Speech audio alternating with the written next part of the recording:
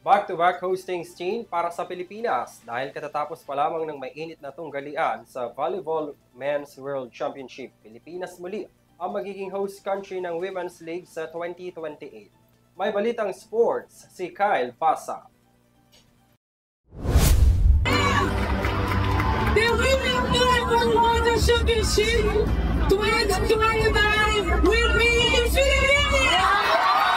Matapos ang matagumpay na Volleyball Men's World Championship 2025, ito ang anunsyo ni FIVB President Fabio Azevedo at Brazilian volleyball legend Leila Barros nitong September 28. Nagbigay ito ng panibagong excitement at karangalan sa buong volleyball community at sa mismong bansa na kinilala at muling itinanghal bilang host country ng isang global volleyball event.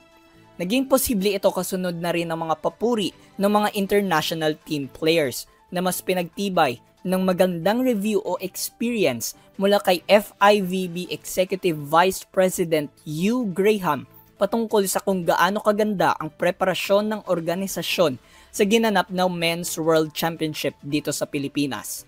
Can I just say again, and I've said it, President Ramon has said it, the hospitality extended to us from the time that you arrive at the airport until the time you leave, actually.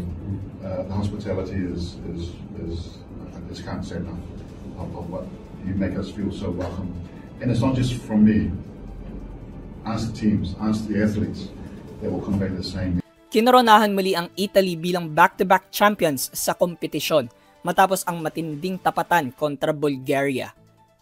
Matatanda ang nagkampiyon din ang Italy sa Volleyball Men's World Championship noong 2022 at kasalukuyan ng may 5 overall world title. Napunta naman sa Bulgaria ang silver medal, bronze medal sa Poland at ang 4th place naman ay sa Czech Republic.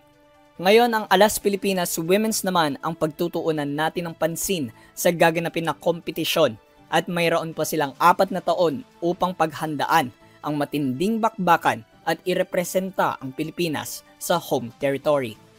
Para sa EuroTV News, ako si Kyle Basa, sumasaludo sa bawat Pilipino.